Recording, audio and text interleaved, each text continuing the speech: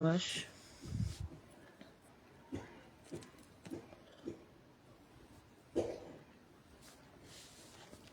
Alors, vendredi 27 Nissan, Shemini, chapitre 11.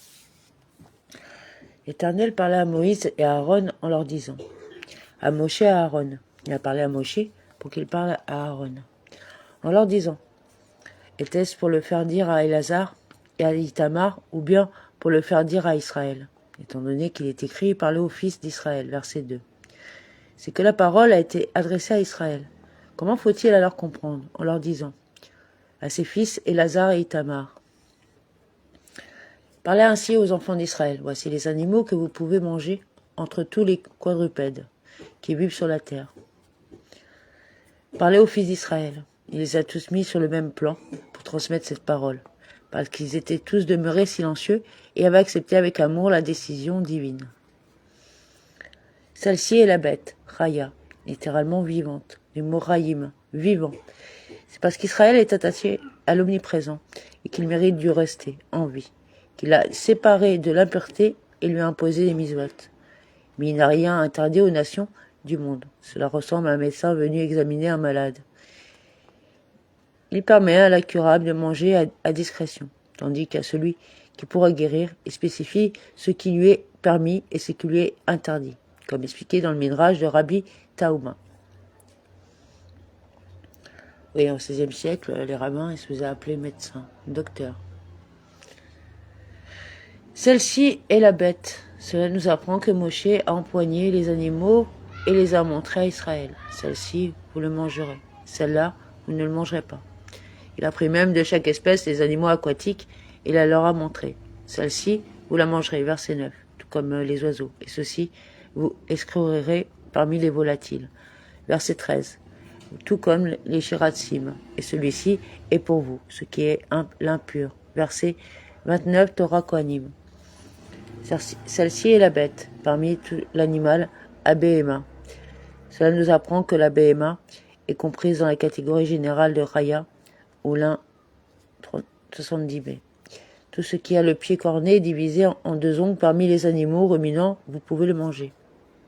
Fendu, comme le rend le Targonogélos fourchu. Le sabot en français, plante, et la sole complètement divisée, divisée d'en haut et d'en bas, par deux sabots, comme le rend le Targonogélos, le sabot divisé. Car certains animaux ont la sole fourchue en haut, sans qu'elle soit divisée et séparée entièrement, étant unie par le bas. Faisons remonter le bol alimentaire. Pour remonter, on renvoie les aliments depuis l'estomac en les faisant revenir dans sa bouche pour les écraser et les mastiquer finement. Le bol alimentaire, Gera. Le mot Gera désigne les aliments et il provient de la même racine que l'eau versée, Anigarim, de Shmuel 14,14, car l'aliment est diversé dans la bouche. Le Targonogélos le rend par dissous, car les aliments fondent et s'amollissent par le déversement. Dans l'animal, ce mot est explétif et est destiné à l'interprétation. Il permet la consommation du fœtus trouvé dans les entrailles de sa mère, Torah Kohanim. Lui, vous le mangerez. Mais non, une béhéma impure. Celle-ci n'a-t-elle pas été déjà interdite? Il s'agit ici d'instituer un commandement actif en plus d'interdiction de Torah Kohanim. Au suivant qui ruminent ou qui ont le pied corné, vous n'en mangerez point le chameau, parce qu'il remue mais n'a point le pied corné, il sera immonde pour vous. La gerboise, parce qu'elle rumine mais n'a point le pied corné, elle sera immonde pour vous. Le lièvre, parce qu'il remue mais n'a point le pied corné, il sera immonde pour vous. Le porc, qui a bien le pied corné, qui a même les sabots bifurqués, mais qui ne rumine point, il sera immonde pour vous.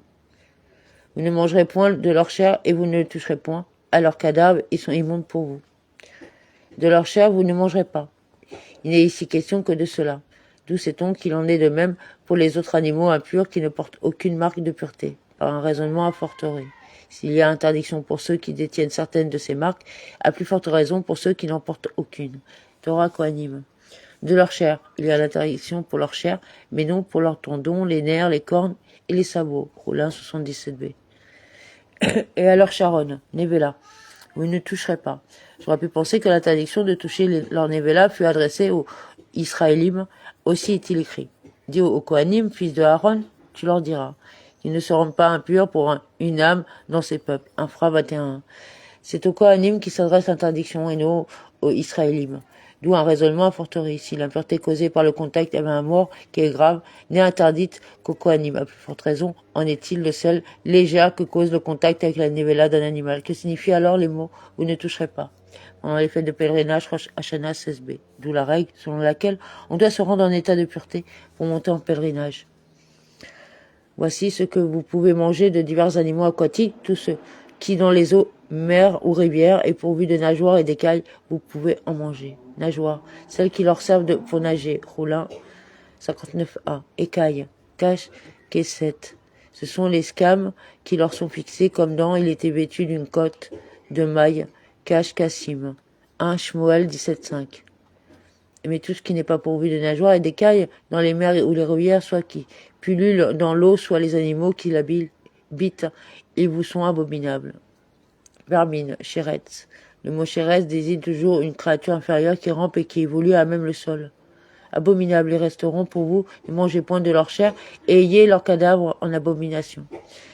Et ils seront pour vous exécration. Cette répétition va interdire les mélanges s'ils contiennent de quoi communiquer le goût. De leur chair, les écailles et les os ne sont pas prohibés. Et leur charonne, les vélas, vous exécrerez, y compris les moucherons restés dans un tamis. Rollin 67a, en français, moucheron. Tout ce qui est dans les eaux est privé de nageoires et d'écailles vous sera abomination. Tout ce qui n'a pas. Que vient nous apprendre ici le texte. J'aurais pu penser que seul fut permis le poisson qui conserve ses signes de pureté une fois sur la terre ferme. D'où aurais-je su qu'il est assis s'il les a laissés dans l'eau? De ce qui est écrit. Tout ce qui n'a pas de nageoires écaille dans l'eau. S'il en a eu dans l'eau, il est permis, mais même s'il les a perdus en la quittant. Et voici parmi les oiseaux ceux que vous repousserez, on ne les mangera point, ils sont abominables, l'aigle, l'orfèvre et la valérie. Ils ne seront pas mangés, pour rendre coupables ceux qui en donnent à manger aux jeunes enfants. Yevamot 114a, car c'est ainsi qu'il faut le comprendre. Est-ce qu'ils ne seront pas mangés par toi-même, ou bien s'agit-il d'en interdire toute jouissance? Il est écrit ceci et dont vous ne mangerez pas. Devarim 14.12. Seule la consommation est interdite, mais la jouissance est permise. Il est écrit à propos de chaque oiseau, les minas, selon son espèce, suffixe possessif féminin. Verset 14-19. Les minots, selon son espèce, suffixe possessif masculin. Verset 15. Ou les minéou, selon ses espèces, suffixe possessif pluriel. Verset 16. Il existe pour chaque race des spécimens qui ne se ressemblent ni dans leur aspect ni dans leur nom, mais qui appartiennent à la même espèce. Le faucon et le vautour selon ses espèces. Tous les corbeaux selon leur espèce. L'autruche, l'hirondelle, la mouette, l'épervier selon ses espèces. L'épervier, en français médiéval, esparveillé. Le hibou, le cormoran, la hulotte. Le cormoran, nos maîtres ont expliqué que c'est un oiseau qui capture les poissons dans la mer. Et c'est ainsi que traduit le Targum, Ogélos, le ravisseur. La chouette et le hibou, ce sont, en français médiéval, les chouettes qui crient la nuit et qui possèdent des mâchoires comme celles des hommes. Il existe une autre espèce appelée, en français médiéval, javane. Le porphyrion, le pélican, le pecnoptère, la taupe, tachémètre, en français médiéval, châle, cerise. Elle ressemble à une souris et elle vole pendant la nuit. Le thym, chémètre, taupe, cité parmi les shiratsim, verset 30, lui ressemble. Il ne possède pas Dieu et l'appelle en français médiéval talpe. La cigogne, le héron, selon ses espèces, le tétra et la chauve-souris. La cigogne, chassida. C'est la daïa blanche, en français médiéval, c'est Gwen. Et pourquoi s'appelle-t-elle Arcida, bienfaitrice? Parce qu'elle agit avec bonté, racidoute, envers ses semblables pour la nourriture. Le héron. C'est la daba colérique. Il me semble que c'est ce qu'on appelle en français héron. La huppe, doukifat. C'est un coq sauvage dont la crête est double. Roulin 63a. En français médiéval, érupe. Et pourquoi s'appelle-t-elle doukifat? Parce que sa crête au doux est attachée qu'à foot. On l'appelle aussi perceuse de montagne à cause de son histoire, comme expliqué par nos maîtres dans le traité Gita 68b. Tout insecte ailé qui marche sur 4 pieds vous sera une abomination. Vermine, Sheretz, de la jante volante. Ce sont des créatures minuscules qui rampent sur la terre comme les mouches, les frelons, les moustiques et les sauterelles. Toutefois, vous pourrez manger parmi les insectes ailés marchant sur 4 pieds celui qui a au-dessus de ses pieds des articulations au moyen desquelles il saute sur la terre. sur quatre pattes. au-dessus de ses pattes. Il possède comme 2 pattes près du cou en plus des 4 autres. Lorsqu'il veut s'envoler et sauter depuis le sol, il s'appuie sur ces 2 pattes-là et s'envole. Il y en a beaucoup comme ceux que l'on appelle en français médiéval langostes. Mais nous les connaissons pas bien, car il est indiqué à leur sujet 4 signes de pureté, 4 pattes, 4 ailes, les articulations qui sont les pattes, décrites ici, et des ailes couvrant la majeure partie du corps. Rollin 59a. On rencontre chez nous tous ces signes, mais certains ont la tête allongée et d'autres n'ont pas de queue. Il faut aussi qu'ils portent le nom de Ragab, Rollin 65b. En cela, nous ne savons pas les distinguer les uns des autres. Vous pouvez donc manger les suivants: l'arbé, selon ses espèces, le solam, selon les siennes, le argol, selon ses espèces, et le agab, selon les siennes. Mais tout autre insecte ailé qui a 4 pieds sera pour vous chose abominable. Et toute vermine, chérette, de la jambe volante. Cela nous apprend que s'il y en a 5, il est pur, Torah Kohanim. Ceux qui suivent vous rendront impurs, quiconque touchera à leur cadavre sera souillé jusqu'au soir. Et par ceci, ceux qui sont désignés plus loin dans le présent contexte, Torah Kohanim, vous serez impurs, signifiant qu'il y a impureté par contact, et qui transportera quoi que ce soit de leur cadavre, lavera ses vêtements, restera souillé jusqu'au soir. Et quiconque porte de leur charonne, Nevela, toutes les fois que le texte parle d'impureté par port, elle est plus sévère que celle par contact, car elle exige en plus le lavage des vêtements, voire Rachi, soit infra 1140. Tout quadrupède qui a l'ongle divisé mais non fourché, ou qui ne rumine point, ceux-là sont impurs pour vous, quiconque y touchera sera souillé. Le sabot fendu est la sole non divisée, comme le chameau dont le sabot est fourchu en haut, mais uni en bas. On apprend ici que la nevela d'un animal impur rend impur, et l'on expliquera à la fin du présent contexte qu'il en va de même d'un animal pur. Verset 39.